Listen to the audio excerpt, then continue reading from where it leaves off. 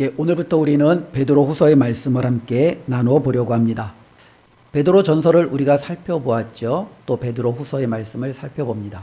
특별히 우리가 보통 이런 베드로 후서, 베드로 전서를 서신이라고 칭하지요. 서신이 무엇입니까? 오늘날 좀 쉽게 말하면 편지예요. 그렇죠?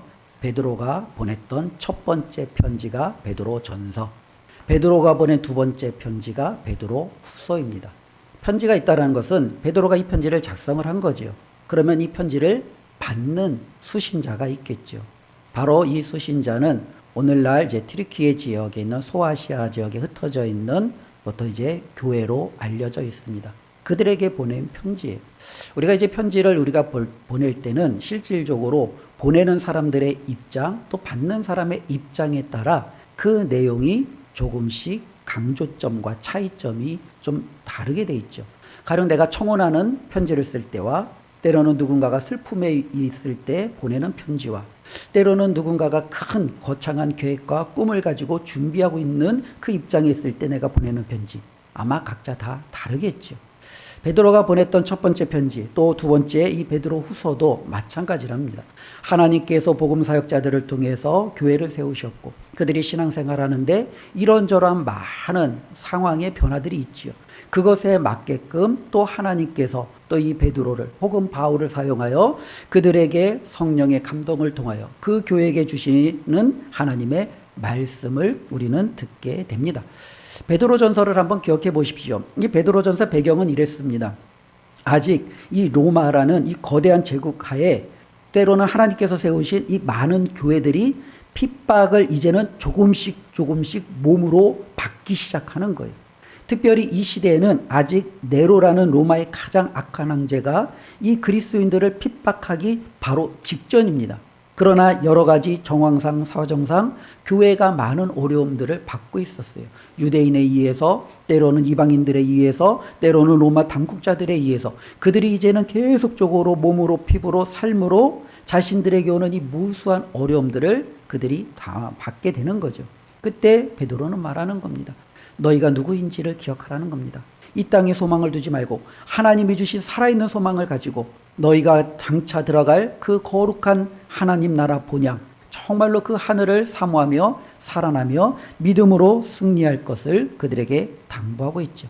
그렇기 때문에 너희가 그들의 어떠한 박해와 환난이 와도 이것을 버텨내고 이겨내고 하나님이 주신 궁극적 상 안에서 너희가 승리하라 라는 것이 베드로 전서의 큰 줄기라고 한다면 이 베드로 후서는요 조금 다른 관점에서 주어집니다.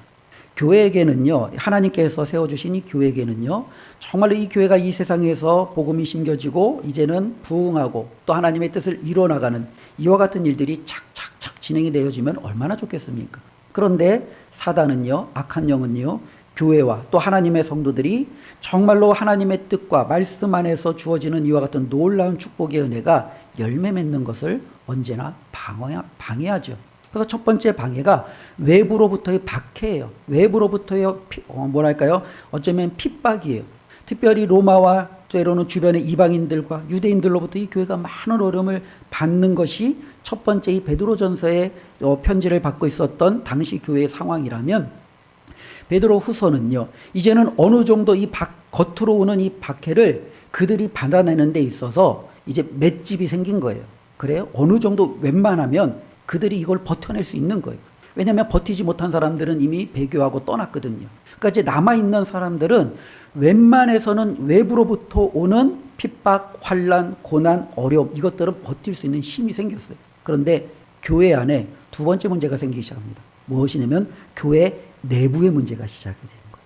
이 교회 안에 무언가 하나님의 말씀대로 세워지는 것이 아니라 하나님이 원치 않는 방식으로 이 교회가 서서히 문제, 내부적인 그와 같은 아픔을 통해서 이 교회에 큰 어려움이 생기기 시작하는 거죠. 이것을 어떻게 극복해야 하는지 베드로 후서는요 저와 여러분들에게 오늘 그 말씀을 전해주고 있다는 겁니다. 특별히 이것은요 교회뿐만 아니라 우리가 살아가는 많은 공동체에도 참 많이 적용이 되는 것 같아요. 특별히 우리가 임진왜란이라든지 병자호란이라든지 우리나라에 어떤 큰 많은 어쩌면 외세 침략이 있었잖아요. 얼마나 많이 힘들고 어려웠어요. 그런데 신기하게 이와 같은 외세 침략에는요 이 조선 사람들이 어떻게 합니까? 똘똘 뭉치는 거예요. 하나가 되는 거예요. 목숨 걸고 어떻게 지켜내는 거예요.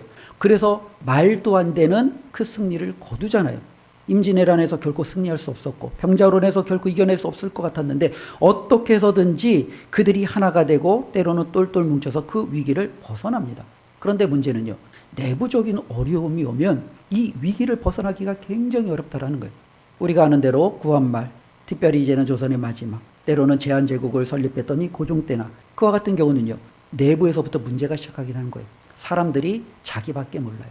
나라가 망하든 말든 내 이웃이 죽어나가든 말든 때로는 내 동족이 팔려나가든 말든 누구만 잘 되면 돼요. 나만 잘 되면 되는 거예요. 그러니 각자 자기만을 위해서 살아가는 이와 같은 분열은 나라를 결코 지켜내지 못했어요. 외세에 넘겨줄 수밖에 없었고 뿔뿔이 찢어질 수밖에 없었고 어마어마한 환난을 받을 수밖에 없었던 것이죠. 교회도 마찬가지라는 거예요. 외부로부터 오는 이 환난은 어떻게든지 하나가 돼서 버텼는데 내부로부터 오는 이와 같은 어려움을 우리가 어떻게 극복해 나가야 되는지 오늘 베드로후서는 저와 여러분들에게 보여주고 있다라는 겁니다. 그렇다면 내부로부터 오는 어려움을 어떻게 극복하느냐? 외부로부터 오는 어려움은 내가 누구인지를 자기의 정체성을 분명히 알고 그 외부의 적에게 맞서 싸우든 넘어지지 않는 악에게 내가 포기하지 않고 타협하지 않는 굳건한 믿음으로 버틴다면 내부 안에 있는 적은요 실질적으로 저와 여러분들의 우리의 삶을 더욱더 강하게 하는 것이 필요하다라는 겁니다. 우리가 건물을 지을 때 보면은 뼈대를 가장 먼저 세우잖아요. 기초를 세우고 철근 구조나 아니면 콘크리트 이렇게 벽을 딱딱 쳐서 이 구조를 딱 세웁니다. 이게 바로 어쩌면 우리의 신앙의 출발점이에요. 그렇죠? 그러나 그게 완성은 아니에요. 이제는 그 안에 우리가 어떻게 해요? 벽을 치고 유리를 치고 때로는 전선과 여러 가지 많은 수도 수설과 때로는 모든 이제는 사람들이 거주할 수 있는 것들을 만들어가는 것들이 필요하잖아요. 베드로후서는요 지금 그와 같다라는 겁니다. 우리는 내가 누구인지 알았어요. 살아있는 소망을 가진 하나님께서 이 땅에 보내주신 나그네로서 이 땅이 내가 온전히 머물 곳이 아니라 영원한 하나님이 약속하신 그 땅을 위해서 내가 지금도 달려가고 있는 하나님의 백성이라는 것을 우리에게 알려주셨어요. 그런데 그곳으로 달려가기 위해서는 힘이 있어야 돼요. 지치지 않는 체력이 있어야 돼요. 우리가 그것을 지금 어떻게 만들어가야 되는지를 베드로후서는 저와 여러분들에게 보여주고 있다라는 겁니다. 실질적으로 이 베드로가 이제 보냈던 이 서신을 하나님의 말씀을 받았던 교회 상황에는요 큰 어려움, 내부적인 어려움이 있었는데요. 그 내부적인 어려움이 크게 좀 세 가지로 등장하기 시작합니다. 하나는 뭐냐면 당시 로마 헬라를 지배했던 사상적인 흐름이 교회에 침투하기 시작합니다. 그 결과 교회의 도덕 폐기론이 이제는 발생하기 시작합니다. 제가 하나씩 설명할 텐데요. 또 하나는요, 이제는 그들이 어려움 중에도 버티죠. 뭘 보고 버텨요? 주님의 재림을 보고 버텨요. 그런데 시간이 지나도 예수님이 다시 오실 기미가 보이지 않아요. 그러니 그들이 어떻게 해요? 회의론이 빠지기 시작하는 거예요. 과연 주님이 오실까? 이 세 가지 문제가 교회를 흔들고 있다라는 겁니다. 그런데 이 세 가지 문제는요, 당시 2000년 전의 교회만 그랬느냐? 그렇지 않아요. 교회가 지금까지 존재했던 모든 시대 가운데 여전히 사단은요, 교회를 이 문제를 가지고 흔들기 시작한다는 거예요. 외부의 적을 가지고 흔들어서 안 되면 내부의 이와 같은 문제들을 끊임없이 교회에 주어서 이 교회 공동체를 흔들어가는 것. 이것은 변함없는 사단의 전략이고 교회가 그와 같은 위험 속에서 얼마나 많이 크게 무너졌는지 모릅니다. 그렇다면 한 가지씩 오늘은요, 이 큰 틀에 있어서 배경을 제가 함께 말씀을 나누려고 하고요. 다음 주부터는 우리가 1절부터 좀 구체적으로 이제 베드로가 주었던 중요한 하나님의 말씀을 교훈을 이제 살펴보려고 합니다. 특별히 교회의 내부를 가장 힘들게 만들었던 게 뭐냐면은 헬라 문화예요. 실질적으로 우리가 2000년 당시에 그 지중해 세계, 로마 제국의 세계를 몇 번을 제가 말씀을 드렸는데 한번 생각해 보시면 이런 거죠. 실질적으로 그때 모든 나라를 통치하는 제국은 로마예요. 이 로마의 군사력, 경제력은 막강합니다. 그런데 문화를 통치하고 있었던 것은 그들이 아니라 헬라예요. 이 헬라는 어떠면 우리가 쉽게 얘기하면 그리스 문화라고 보시면 돼요. 이 알렉산더가 이제 정말로 모든 제국을 통치하고 이 그리스 문화가 이 모든 지중해 세계 전반적으로 확 전 세계에 이제 퍼지기 시작하면서 이 헬라 문화가 굉장히 이제 모든 제국을 전체적으로 뒤덮기 시작하죠. 오늘날도 그렇죠. 온 세상의 패권국이 누구예요? 미국이다라고 하잖아요. 근데 이 미국 문화가 전 세계에 또 동일하게 영향력을 끼쳤어요. 그런데 21세기를 사는 저와 여러분들에게는 좀 이렇게 좋은 소식인데요. 이 미국 문화보다는 요즘에는요, 어떤 문화가 굉장히 또 대세로 많이 떠오르고 있죠? 예, 한류, K-팝, 그렇죠? 때로는 이 K-문화가, 이 K-컬처가 이제는 많은 세계에 이제 점점점 영향력을 끼치잖아요. 그래서 저도 보면은 놀래요.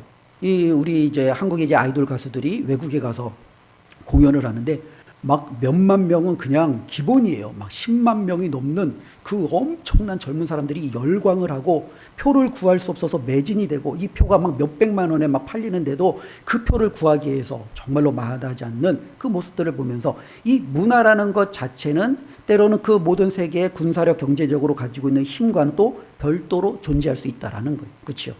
그런데 문제는 뭐냐면 이때 당시에 그러면은 어떤 문화가 있었느냐 하면은 이 헬라 문화는요. 뭐 여러 가지 많은 사람들이 있죠. 우리가 보통 그리스 철학자들 그러면은 여기 아마 한 번씩은 다 들어보셨을 거예요. 그렇죠? 소크라테스, 아리스토텔레스, 플라톤, 그렇죠? 또 여러 가지 많은 이제 철학자들이 등장하는데 이때 당시에는요. 플라톤 사상이 상당히 주류를 이뤘습니다. 플라톤이 이제 있었던 당시에는 교회가 생기기 보통 한 400년 전이에요. 근데 이제 이것이 그의 제자들을 통해서 이제는 끊임없이 이때 당시의 전체적인 세계 하나의 흐름을 형성하기 시작합니다. 근데 이 플라톤 사상이 어떤 사상이냐면 이데아라는 사상이에요. 들어보신 분들도 있었지만 한번 뭐 이렇게 상식으로 좀 알아도 되겠죠. 이데아요. 이데아라는 건 뭐냐면 하나의 이상이에요. 저와 여러분들이 지금 눈에 보이는 이 모든 것은 진짜가 아니에요. 이거는 모조품이에요. 진짜는 하늘 어디엔가 있다라는 거예요. 우리가 눈에 보이는 이 모든 세상은요, 진짜가 아니에요. 이 진짜는 하늘 어디엔가 있다라는 거예요. 이것이 바로 이제는 이 당시에 주류했던 뭐랄까요? 흐름이죠. 그러니까 이 큰 흐름을 가지고 그러면 나는 이 세상에서 어떻게 살아가야 되느냐라는 것을 많은 지식인들이 고민하기 시작한 거예요. 그런데 이 복음이 전해지기 시작하니까 이와 같은 지식을 가졌던 사람들이 교회에 들어오기 시작하는 거예요. 그런데 이와 같은 지식을 가졌던 사람들이 자신들이 가진 지식과 성경의 이 하나님의 말씀의 지식을 어떻게 이해하려고 하느냐. 요거를 이제 접목시키다 보니 세상의 문화와 흐름을 가지고 하나님의 말씀을 재해석하기 시작하는 거죠. 여기서부터 교회의 어려움이, 때로는 하나님의 말씀의 왜곡이 발생하기 시작합니다. 그래서 이단이 나오기 시작하고 사이비가 나오기 시작하고 하나님의 말씀에 잘못된 것들이 나타나기 시작하는 거죠. 가령 이런 거죠. 때로는 이 플라톤 사상이 교회에 들어왔을 때 교회의 많은 지식인들은 상당히 좋아했어요. 좀 비슷하잖아요. 저와 여러분들은 이 세상이 우리가 영원히 거할 것이에요? 아니잖아요. 우리는 어디를 가요? 하나님이 우리에게 예배 두신 새하늘과 새 땅, 천국, 영원한 본향. 이게 바로 완전 이데아라고 본다면 이 땅은 우리가 같이 그냥 지나가는 정말로 별 볼 일 없는 어쩌면 모조품에 불과하다. 이 플라톤 사상과 얼마나 많이 이 교회의 이와 같은 흐름을 정말로 사람들에게 설명하기 굉장히 유익하겠어요. 그러니 많은 사람들이 이것을 굉장히 많이 가져다가 사용했어요. 그런데 문제가 있어요. 이 플라톤 사상의 문제는 뭐냐면은 이데아는 완전한 거예요. 선한 것이에요. 옳은 것이에요. 좋은 것이에요. 전혀 부족함이 없는 것이에요. 모조품은요. 선하지 않아요. 부족해요. 연약해요. 실질적으로 우리가 눈에 보고 만질 수 있는 이 모든 물질은 그래서 이것이 시대가 흐르면서 이 베드로가 사역했던 당시에 많은 식자층들은 뭐라고 생각하냐면 물질은 악하다. 그리고 눈에 보이지 않는 영은 선하다라는 이원론적인 사고방식이 이제는 전 주류를 감싸게 됩니다.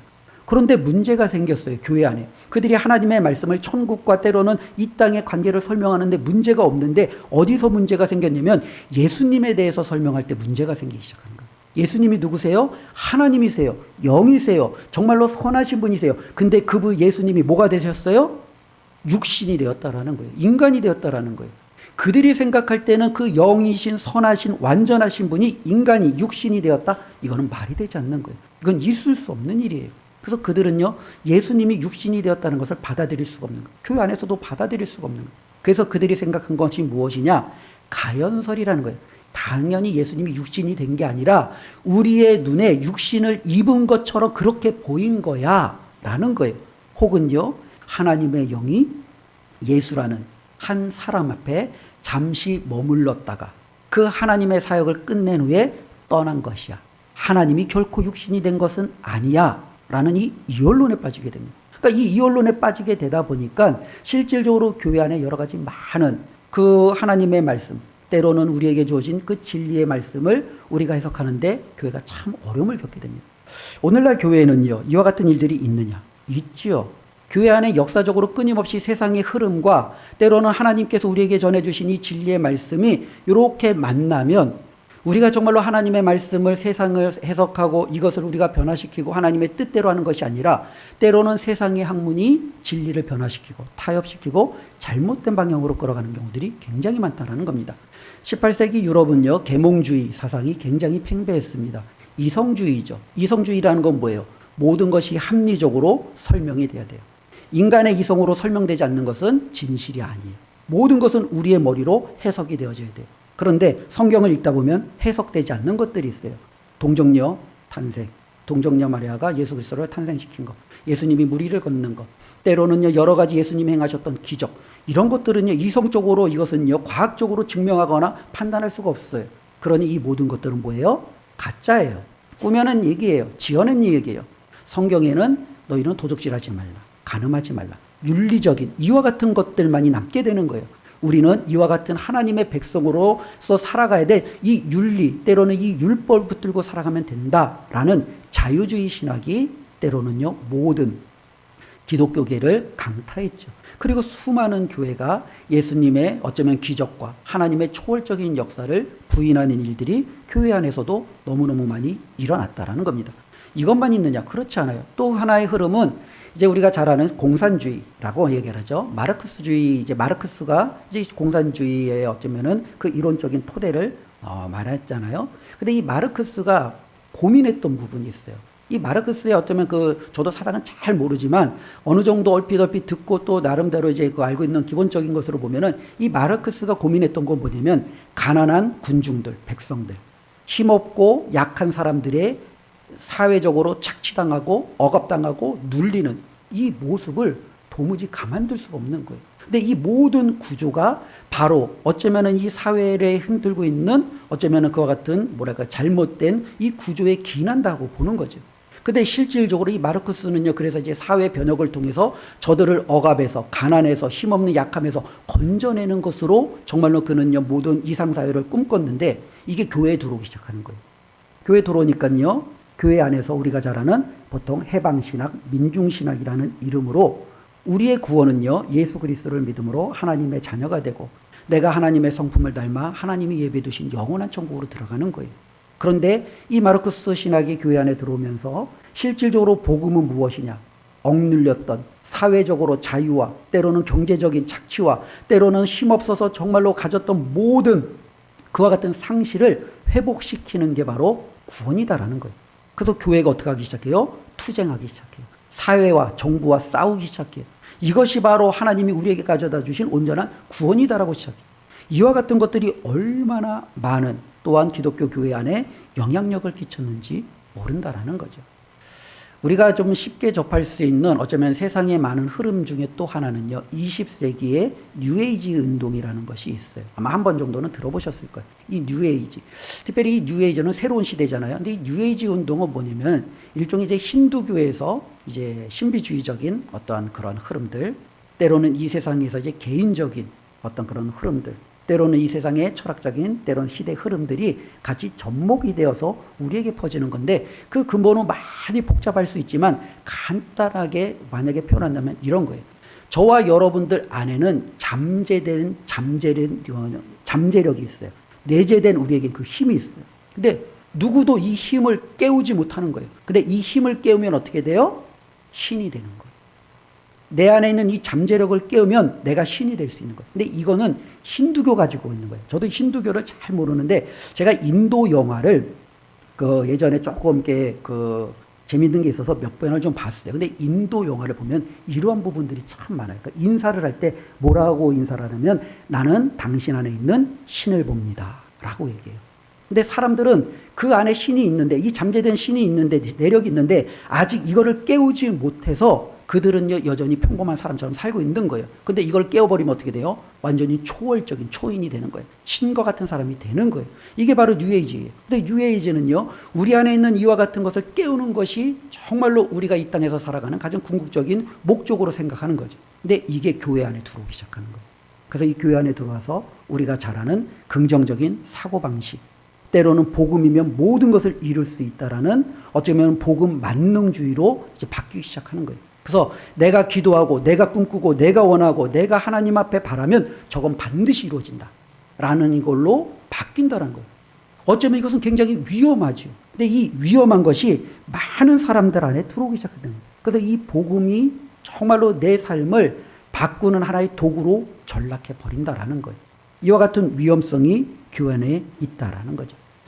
오늘날의 사회를 포스트 모더니즘이라는 사회로 보통 많은 지식인들이 규정합니다. 포스트 모더니즘이라는 것은 절대적인 진리가 존재하지 않는다라는 것을 인정해요. 이건 뭐냐면 상대주의를 인정하는 거죠. 즉 이전 사회에는, 즉 20세기 그 이전, 보통 우리가 모더니즘이라고 생각했던 그 이전에는요, 절대적인 진리를 인정했던 사람입니다. 즉 이것도 진리고 저것도 진리 아니에요. 둘 중에 하나가 진리예요. 그런데 지금 사회에는요, 이것도 진리고 저것도 진리고 이것도 진리야. 이것이 바로 지금 우리가 살아가는 세상이에요. 또한 이와 더불어서 극단적인 자율주의, 때로는 개인주의가 팽배한 거예요. 즉 너의 것을 나에게 강요하지 마. 나는 내가 옳은 대로 살아갈 거야. 나는 내가 하고 싶은 대로 살아갈 거야. 이게 바로 이 시대에 살아가는 거예요. 그러다 보니 오늘날에 우리가 어떤 절대적인 진리 혹은 절대적인 기준, 이것을 제시하면 사람들이 어떻게 해요? 거부 반응을 시작해요. 근데 이것이 교회 안에도 들어왔다라는 거예요. 교회에는요, 우리는 절대적인 진리를 말하잖아요. 그런데 이 절대적인 진리를 말하는 것을 사람들이 어떻게 해요? 불편해하기 시작하는 거예요.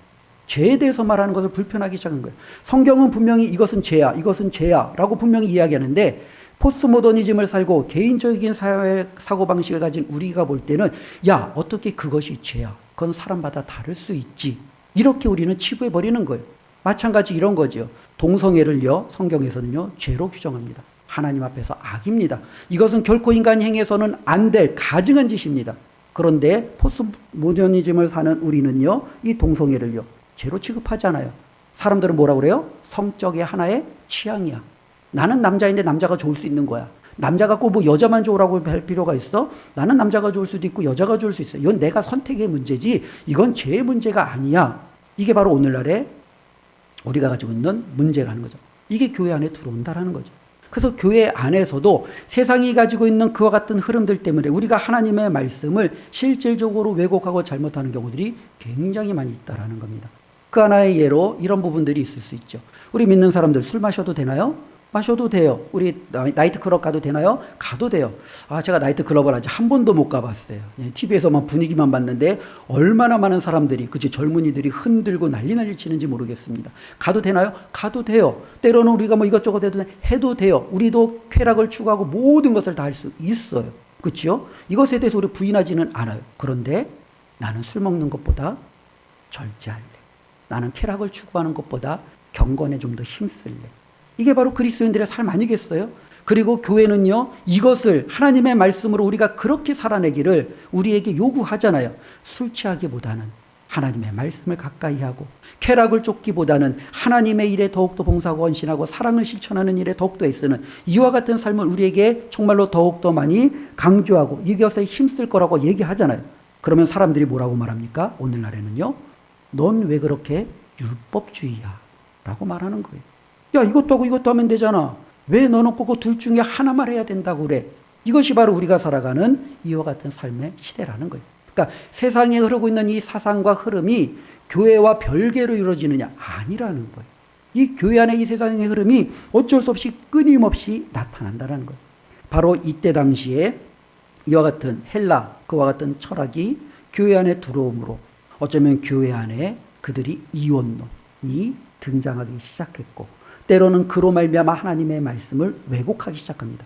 그들이 왜곡한 것의 두 번째가 뭐냐면, 그래서 그래, 영은 선해, 그러면은 물질은 악해. 그러니까 어떻게 해요? 이 물질을 함부로 대하기 시작합니다. 함부로 대하는데도 두 가지 극단적인 방법이 나와요.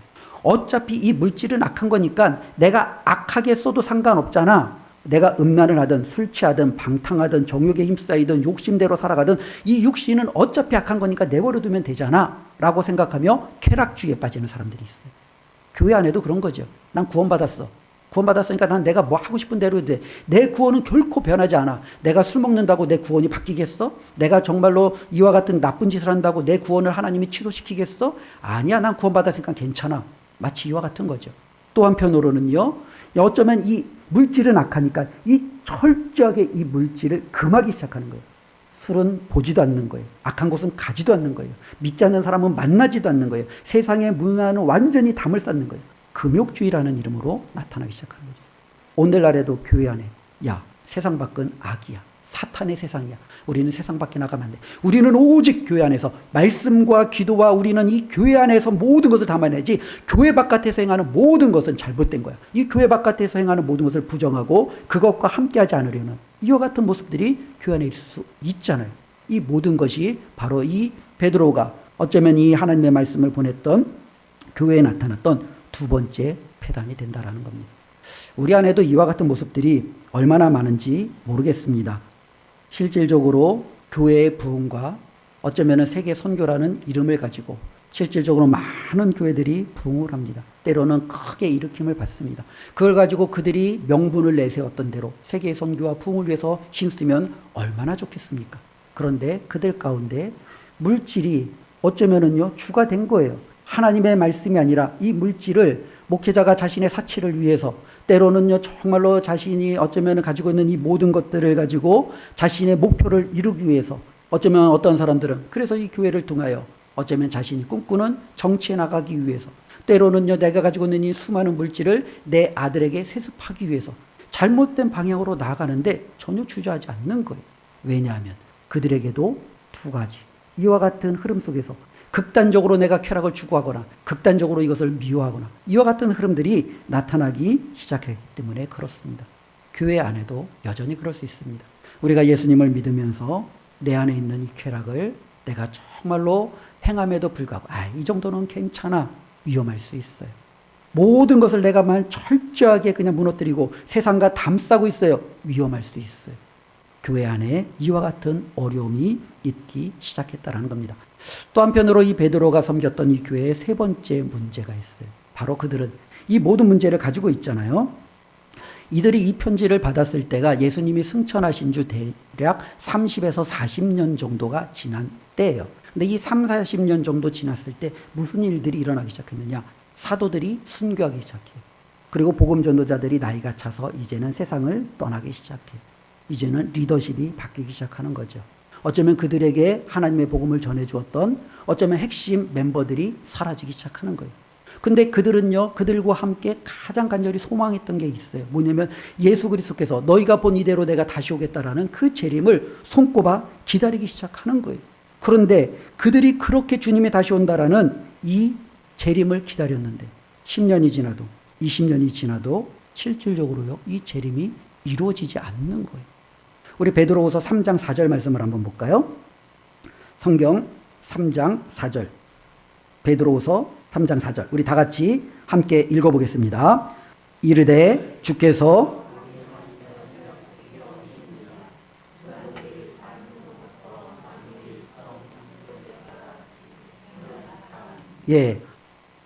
교회 안에는 예수님의 재림을 기다리며 살아가는 사람들이 있잖아요. 10년이 지나도 20년이 지나도 30년이 지나도 재림이 안 와요. 그러자 주위의 이방인들이 불신자들이 뭐라고 믿고 시작해요? 야, 재림이 온대, 재림이 바로 올 것처럼 얘기하더만 도대체 그 예수님은 언제 오는 거야? 야, 너희들이 말하는 그 재림이 당연히 존재하는 거야? 특별히 이때 당시에 모든 철학의 사조는 뭐냐면 만물은 처음 그대로 계속 존재한다라는 변찮은 이 만물의 어떤 이 보존을 그대로 얘기하는 거예요. 그런데 야, 너희는 이 만물이 사라지고 새하늘과 새 땅이 존재한다며 도래한다며 야, 그게 말이 돼? 아무 기미도 없잖아. 사람들이 그들을 어떻게 해요? 조롱하기 시작하는 거예요. 그러자 안에 있는 교인들도 성도들도 마음이 식기 시작하는 거죠. 진짜 내가 그토록 기다렸던 종말이 올까? 예수님이 다시 올까? 아니면 저들 말처럼 내가 지금 붙들고 있는 이것이 그냥 헛된 것이면 어떻게 하지? 나는 지금까지 그래도 몇십 년 붙들고 왔는데 저들 말대로 아무 일도 일어나지 않으면 어떻게 되지? 이들 마음 가운데 무엇이 생겨요? 회의주의, 허무함, 이와 같은 마음들이 생기기 시작하는 거예요. 그러다 보니 신앙생활이 어떻겠어요? 재미가 없지요. 어쩌면 그들이 믿음을 지키는 것이 흥이 나지 않죠. 어쩌면 그들이 너무나도 많은 어려움들이 가중되기 시작하는 겁니다. 우리도 그렇습니다. 하나님께서 저와 여러분들에게 약속한 것을 탁탁 이루어 주신다면 얼마나 기쁘고 흥이 나겠습니까? 그런데 언젠가는 오시겠지만 우리가 지금까지 살펴보니까 2000년 동안 안 오신 주님, 우리가 무슨 생각이 들어요? 내 때는 안 오실 것 같아. 이 생각이 먼저 들어요. 그럼 어떻게 해요? 그냥 내가 하고 싶은 대로 살아도 돼요. 왜? 내 때 안 올 것 같으니까. 지금까지 안 오셨잖아. 그러니까 내 때도 안 오실 거야. 그러니까 나도 그냥 하고 싶은 대로 하면 되지. 그럼 내가 하고 싶은 게 뭐예요? 현재에 집중하는 거죠. 땅에 집중하고, 돈에 집중하고, 집에 집중하고, 자녀에 집중하고, 내 노후 대책에 집중하고, 내 안락한 삶을 위해서 집중하고. 왜? 어차피 정말로 주님이 오실 것이 멀었다면 이 땅에서만이라도 내가 가지고 있는 것을 위해서 살아가는 것이 전부라는 거죠. 어쩌면 이것은요, 우리의 기독교인들의 삶을, 그래서 하나님의 말씀대로 살아내지 못하게 하는 굉장히 많은 우리 안에 없는 어려움이라는 거예요. 한국교회가 힘을 발휘하지 못하는 이유도 여기 있다라는 거예요. 우리 주님께서 그런 말씀을 하셨습니다. 너희의 재물을 땅에 쌓아두지 말고 어디에 쌓아두라고요? 하늘에 쌓아두라. 그런데 많은 사람들은 재물을 어디에 쌓아둬요? 땅에 쌓아둬요. 땅에 쌓아두는 건 뭐예요? 주식에 투자해요. 은행에 예금을 해요. 때로는 땅을 사요. 집을 사요. 어떠한 것에 투자를 해요. 그래서 더 많은 것을 하기 위해서 그들은요, 이것을 행하고 있어요. 그럼 이 보물을 하늘에 쌓아두는 건 뭐예요? 우리 주님께서 말씀하시잖아요. 가난한 자들에게 나눠주는 거예요. 그들에게 베푸는 거예요. 하나님의 사랑을 그들에게 알리는 거예요. 내 재물을 가지고 그들을 먹이고 그들을 재우고 그들에게 입히는 거예요. 내 재물은 사라지겠죠. 그런데 내가 이 땅에서 그렇게 허비한 것 같은 그 재물이 실상은 하나님의 보화 창고에 어떻게 해요? 쌓이고 있다는 거예요. 이것은 종말과 때로는 예수님의 재림을 확실하게 믿는 사람들은 그렇게 살아가는 거예요. 그런데 내 때에는, 그리고 이것이 과연 이루어질까? 회의적인 사람들은요, 하늘에 내 보물을 쌓아두는 것에 대해서 별로 생각하지 않는 거예요. 그냥 지금 당장 이 땅에서 나에게 유익한 것에 우리의 모든 것이 집중되어져 있다는 거죠. 지금 베드로가 섬기고 있는 교회가 그와 같다는 겁니다. 가장 큰 문제는 무엇입니까? 이와 같은 것들을 통해서 그들은요, 매너리즘에 빠진다는 거예요. 신앙의 매너리즘이죠. 야, 어차피 해도 안 돼. 야, 그냥 그대 하던 대로 해. 뭐 언젠가 뭐 되겠지. 뭐 알아서 되겠지. 이와 같은 것이 이 교회 안에 팽배하기 시작했다는 거예요. 매너리즘에 빠지다 보니 하나님 앞에 나와 기도하는 열정도 사라지는 거예요. 예배하는 것도 열정도 사라지는 거예요. 그냥 하루하루 그냥 뭐 바뀌지 않으니 뭐 오늘도 내일도 그냥 그렇겠지. 그냥 무력감 가운데 그렇게 버티면서 살아내는 거예요. 이게 바로 베드로 후서가 정말로 썼던 편지를 받았던 성도들, 교회들의 삶의 모습이라는 겁니다. 어떻게 해야 되겠습니까? 해결해야 되지 않겠습니까? 그 교회를 그렇게 내버려두고 무너뜨리고 정말로 방치할 수 없지 않겠습니까? 가장 확실한 것은 예수님이 당장 임하시면 돼요. 그럼 모든 것이 해결해요. 그들이 그토록 기다렸던, 그들이 손꼽았던 이 모든 것이 한 번 해결이 돼요. 저와 여러분들도 지금 신앙의 문제가 어떻게 해결할 수 있냐? 오늘 예수님이 재림하시면 돼요. 그렇죠. 그럼 우리는 확답받잖아요. 우리가 정말로 기다렸던 것에 놀라운 소망을 얻잖아요. 그런데 우리가 지금까지 살펴보았던 것처럼 예수님이 다시 오시겠다라고 약속하셨는데 그것이 이루어지지 않을 것처럼 보이잖아요. 왜 그럴까요? 우리 베드로후서 3장 9절 말씀인데요. 우리 같이 한번 읽어보겠습니다. 베드로후서 3장 9절. 주의 약속은 어떤 이들이 더디다고 생각하는 것 같이 더딘 것이 아니라 오직 주께서는 너희를 대하여 오래 참으사 아무도 멸망하지 아니하고 다 회개하기에 이르기를 원하시느니라. 예, 우리가 기대하는 것과 하나님이 기대하는 것에 시간차가 있어요. 그 시간차가 뭐예요? 우리는 하나님 지금 나 힘들어 죽겠어요. 하나님 빨리 이 세상에 오세요. 나를 좀 데려가 주세요. 우리는 이것을 원해요. 너무 벅차니까. 살기 힘드니까. 근데 하나님은요. 나도 너의 마음을 알겠는데 내가 구원하고 싶은 영혼이 있어. 내가 정말로 함께하고 싶은 내가 사랑하는 일이 있어. 내가 그에게도 기회를 줘야 되지 않겠니? 조금만 더 버티면 안 되겠니? 조금만 더 참아주면 안 되겠니? 힘내주면 안 되겠니? 하나님의 마음은 한 영혼이라도 저와 여러분들이 천국에 들어가는 것처럼 그들을 데리고 가고자 하는 것이 하나님의 마음이라는 거예요. 베드로는 이것을 말하면서 그렇다면 저와 여러분들이 어떻게 살아가야 되느냐라는 거예요. 제가 지금 서론에 말했던 이 당시 초대교회, 당시에 있었던 1세기 교회에 침투했던 이와 같은 무수한 어려움들을 우리가 기억하며 우리도 이 세상 속에서 세상과 벽지고 등지고 살아가는 교회가 아니잖아요. 세상 한복판에서 살아가는 우리 그리스도인들이잖아요. 그러면 우리가 어떻게 살아가야 되느냐? 세상의 조류에 그 흐름에 우리가 정말로 타협하지 말라라는 거예요. 그것에 휩쓸리지 말라라는 거예요. 하나님의 말씀을 붙들고 나아가라는 거예요. 더더군다나 구원받은 것이 끝이 아니라는 거예요. 구원받았으니 이제는 하나님이 원하시는 삶으로 저와 여러분들이 나아가라는 거예요. 하나님이 원하시는 삶이 무엇입니까? 바로 베드로후서 우리 1장 오늘 읽은 말씀인데요.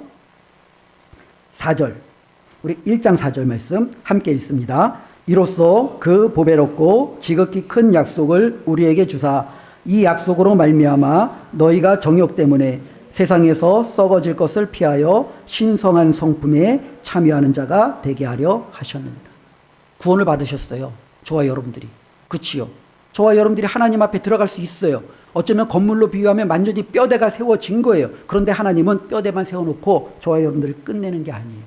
우리 안에 아름다운 사람이 거주할 만한, 정말로 저와 여러분들이 생활하는데 불편하지 않을 완전한 건축물로서 우리가 온전해지기를 원해요. 바로 저와 여러분들이 무엇을 가지기를요? 신성한 성품이에요. 예전 성경에는요, 신의 성품이라고 그래요. 즉 하나님의 성품을 우리가 갖기를 원하시는 거예요.